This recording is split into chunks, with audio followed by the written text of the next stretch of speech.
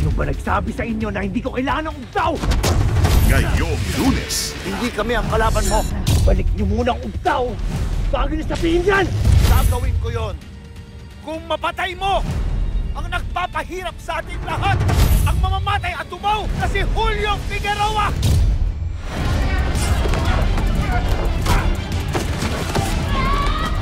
Hoy! Higante! Huwag kang maya patayin yan, ha?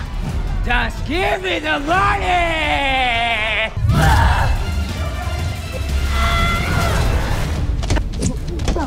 May plano tayo. Kailangan natin ipaalam sa mundo kung gaano kahalimaw ang inaakala natin na mahamto pa. Babanggain mo si Julio Figueroa, Long. Nababalyo ka na ba?